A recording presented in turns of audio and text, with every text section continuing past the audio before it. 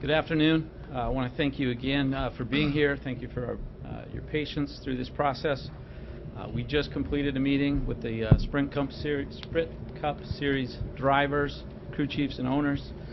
They were addressed by Brian France, Mike Helton, and Robin Pemberton. There were a few questions from the drivers, and when that process was complete, the meeting was adjourned. We will be issuing a technical bulletin this afternoon to the competitors. Once that has been completed, we will make that information available to you.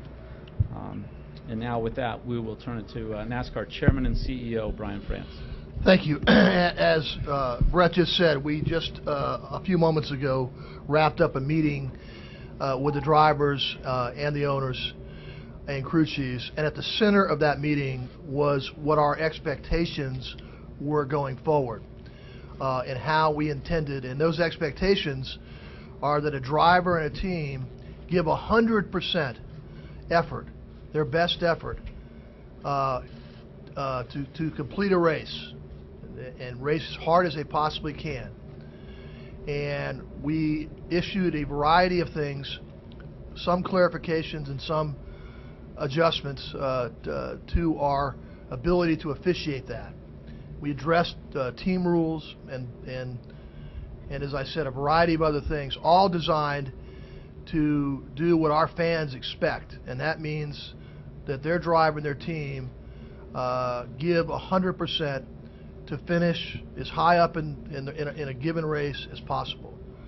And we were very clear about that. That's our expectations. It's an evolving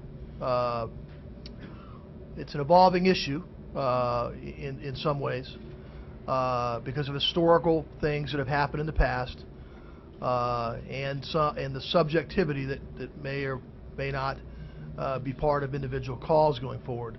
But that's the center of it, and that's what our fans expect, and that's what the drivers want to do as well. And so that was the centerpiece. And I'll let Mike walk through some of the specifics. Yeah, as mentioned, and this will come out as in the form of a technical bulletin to the garage area later today, but we read this to the competitors that led to the conversation and discussion we had with them, as well as some examples which I'll give you here in just a second. But first of all, the new rule that is effective immediately will be in it'll be 12-4L,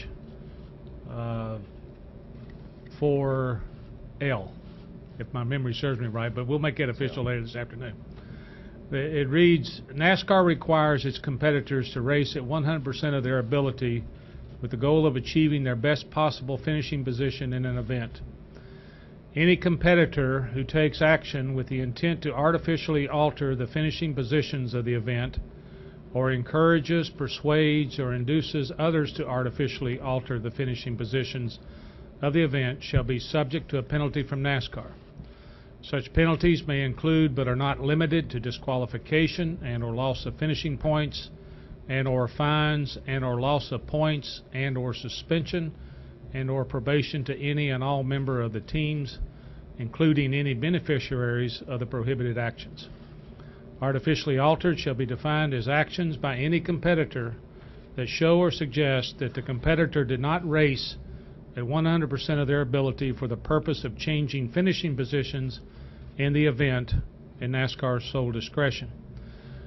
That's the content of the rule that will be passed around this afternoon in the garage area, and as Brett mentioned, will be passed around here too.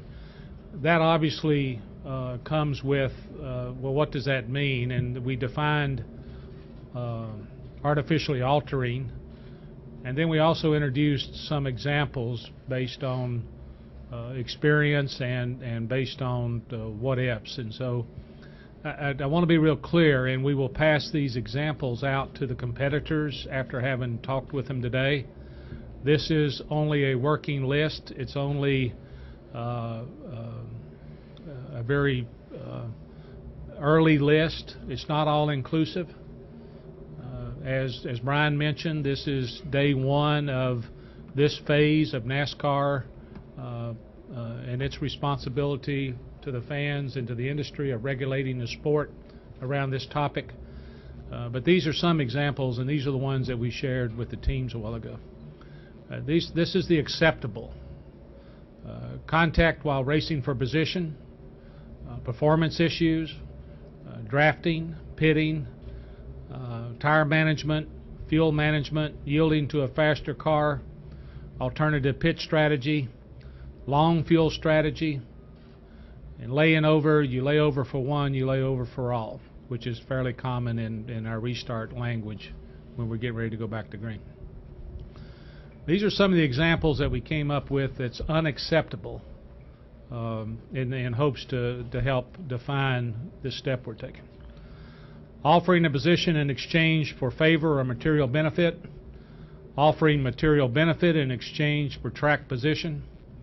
Directing a driver to give up a position to benefit or to the benefit of another driver. Intentionally causing a caution. Causing a caution for the benefit of or deterrent of another driver. Intentionally wrecking a competitor. Intentionally pitting, pulling into the garage to gain advantage for another competitor. Again, I want to reiterate, this list is examples, and doesn't mean that if it's not on this list, it's okay if it's under the unacceptable. And there could be very well some things that we define going forward on the acceptable list. In addition to the rule and the examples, we also introduced in the meeting some officiating steps that NASCAR will take in the Sprint Cup garage beginning tomorrow. So Robin, if you want to. Yes, tomorrow, starting tomorrow, on the spotter stand, there will only be one spotter allowed per team on the spotter stand. That spotter will only be able to have 2 analog radios. No digital radios allowed on the spotter stand anymore. They'll be able to have scanners and fan views. We'll also install a camera that will be piped into our replay system that we can monitor the actions that go on in the spotter stand. Also discussed that we will meet with the drivers tomorrow during the drivers meeting is a little cleanup. We're going to change some of the restart procedures from this point moving forward. So that's it.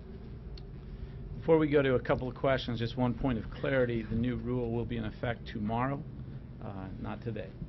And with that, we'll take a few questions. We'll start with Bob Dillner, then go over here to Jim Utter, and then Lee Spencer. Bob Dillner from Fox Sports. Can you clarify the 100% of your ability in terms of making those judgments? Well, obviously there's some subjectivity that's involved in that, and we know that. And so we'll make our best determination with the circumstances that may surround something that may look suspicious, and we'll take all of it into consideration. And the easy thing, that's what we told the drivers, is, and they want to, by the way, this is what they do, race hard all the time and give your best, and there's nothing to worry about. There's 2 key pieces of that. One is artificially altering. The other piece of 100% of your ability. And the ability of a race car can alter or change during the event. It may be off a little bit early on, they get it tweaked, and it's better at the end. So the ability is a big key there too. Jim Utter. Jim Utter, Shaw Observer. For Mike, this is I have a quick clarifying question and then a broader question. Is this rule in effect outlaw start in parks or not? It does not. Okay. It goes back to their ability. Okay, that's what I thought. I just wanted to be clear. The broader question was, you have many times said when addressing issues that have come up in NASCAR, to the drivers and so forth, you don't want to put this in our hands and have to take action. Would this be pretty much the ultimate example of NASCAR's hand being forced by its competitors? Yeah, I wouldn't use the word ultimate or forced, but it's certainly an example of the evolution of our responsibility that comes from the evolution of what goes on in the races and in the garage area around the racetrack. Yesterday I used the restart example. There's others in our past where what might have been acceptable evolved to a point where we felt like it wasn't anymore. In part of what happened on Saturday night was easy for us to determine it was unacceptable without taking any further steps. But as we spent the time on this topic we did this week, we felt like the step that we're taking today was necessary for us to be responsible to the stakeholders and particularly the fans. We'll go to Lee Spencer, Claire B. Lang, and Jenna Fryer. Lee Spencer, Fox Sports. Despite all the rules that you guys made, there were two things that we weren't clear about what were discussed as far as the means from a technological standpoint, how you're going to police the sport, and secondly, the competitors still seem concerned about probation. How do you define probation? We were all under the impression that the Penske guys were under probation for what happened in March, and here the 22 car is on probation again. I mean, can you define probation in NASCAR's eyes, please? Yeah, and I think earlier this year we addressed the topic, and it's still the same, that probation and from NASCAR's perspective is sometimes isolated to a particular area. The March incident with the 2 and the 22 were unacceptable parts, unapproved parts coming to the racetrack. We had a situation later in the season, or a few races later, where there was a height issue post-race with one of the cars, and we were very clear, I think, then that probation didn't apply in that case because it wasn't an unapproved part category. Here again, along with others, not in this particular situation, but this is another area where the unapproved technical area probation doesn't apply. And I think we said this back earlier in the year when we were addressing this, is that it's not our desire to regulate against a team or to penalize a team beyond reason or to keep a team from participating. We all want them to participate, and as Brian mentioned starting off, we want them to participate at 100% of their ability. But I don't know if that answered your question about how we look at probation or not, but that was my attempt to. Claire? Claire B. Lang, Sirius XM NASCAR Radio. Mike, can you set the tone for the meeting? Were drivers giving feedback?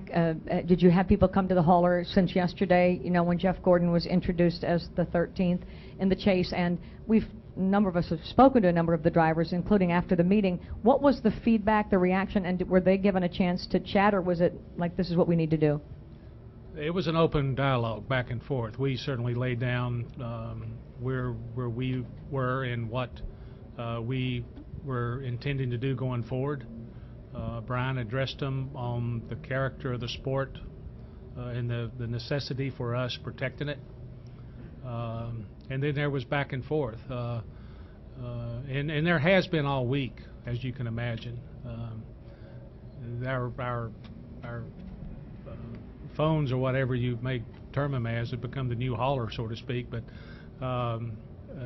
there's been a lot of dialogue since last Saturday night throughout the garage. But I would define this meeting as they were very attentive and probably was the most broadly listened to conversation we've had in a while in that collective group.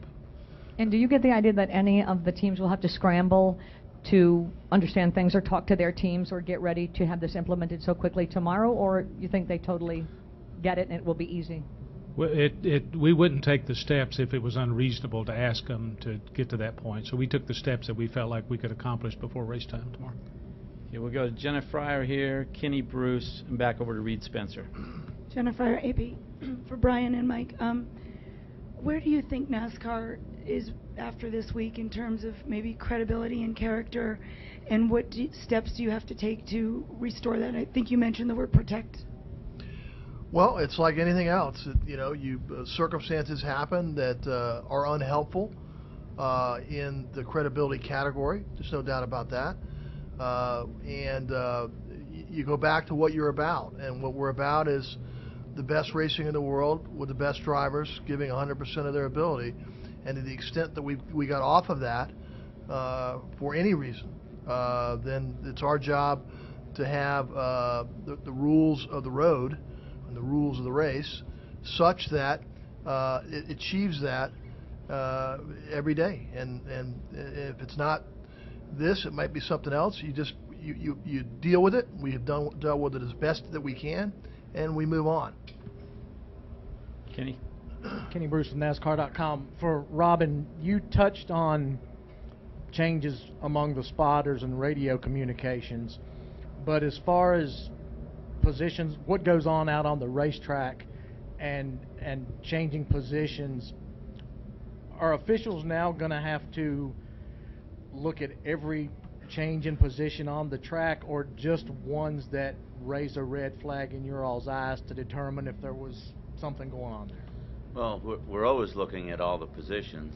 You know, throughout all of these races, there's situations that we know that can occur, you know, that affect the outcome of a race negatively or positively. And so, you know, we'll move forward and we'll increase our technology and things that we need to look at and more in depth. We'll do that. We'll move forward and we'll increase our efforts in some of those areas. Okay, we'll go with Reed Spencer and then wrap it up with Nate Ryan and Bob Pockris. Reed Spencer with the NASCAR Wire Service. Mike, you used the term shift in the paradigm yesterday, and in listening to the list of things that are no longer acceptable, intentionally wrecking a competitor, as an example, does that mean that NASCAR's reaction to, say, what happened between Carl Edwards and Brad Keselowski at Atlanta back in 2010 would be dealt with more harshly tomorrow than it was then? And is this a sea change basically in what's allowed in terms of competitors policing themselves on the racetrack? Well, let me take the first part of that, and you'll have to help me understand what the second part you're looking for there. But the intentionally wrecking someone, going back to Carl and Brad in Atlanta, going back to last year in Phoenix with Jeff Gordon and Clint Boyer, who were both in the chase in that ball, has not been unacceptable, which means we have reacted to them. And we'll have to take each unique situation, circumstance as to the level that we would react to them. But it continues to not be acceptable, and we just wanted to make that clear on the list of what's not acceptable. The part that causes it to become part of this example in this conversation is if there were a driver who intentionally took out another driver for the benefit of a finishing position of somebody else, but intentionally taking somebody out has not been acceptable before this. You'll have to help me with the second part of your question. Well, that really answers. Okay, good. Nate? Nate Ryan, USA Today Sports. Just real quick, and I got a question for Brian. Are digital radios still going to be allowed for teams? Yes, but not on the spotter But But station. just not on the spotter, but teams can still use them. Brian, you mentioned that this was unhelpful in the credibility category. Was it most hurt because of the 15 spin Saturday that caused NBC Nightly News to do a segment last night and refer to that race as being rigged because of it? Is that what you view as like maybe the biggest? I think it's the totality of all the different things that went on. Either they were inconclusive or suspicious or whatever it might be, and it was unhelpful. And my hope is that we'll have greater clarity, and we'll have that line as bright as possible, because we're about delivering for our fans what they expect, and that's the best racing. So we'll get through this. Not to, this is a highly competitive moment on Saturday night to try to get in the chase. We understand why. We We obviously don't agree with it, but we obviously understand why people are going to take chances to do things that they shouldn't do. Wrap it up with Bob Pockris. Bob Pockris, Sporting News. Brian, did you do this today because you felt there was some sort of imminent threat, or that drivers and teams would continue to do what they did last weekend, starting with this weekend, or did you feel that for the integrity and credibility of the sport that you had to address it today? I think we wanted it to be very clear, and we wanted to reinforce, frankly, the cornerstone of NASCAR, and which is given your all, and that's the cornerstone of any sport. And so, the extent that other factors got in the way of that, then we want to make sure that we eliminate those factors and deal with it going forward. And by the way, we had a very frank discussion, as we've told you, with the drivers. I didn't talk to any of them afterwards, but I could see, as we were walking them through, this is what they want. This is what they want. They want to have clarity, and they don't like team rules, and they don't like some of the things that have gone on in the past. And so my sense of it is that they were, they're never pleased when we call them to a meeting. That's I don't get many thank you notes, but I also believe that they understand what they want to get back to is not worry about anything but winning races and doing your best. I want to thank you, again remind you the technical bulletin will come out this afternoon. I do not have an estimated time on that, but Carrie and the team will make sure it's distributed here. Again, thanks for your time, and that'll wrap it up.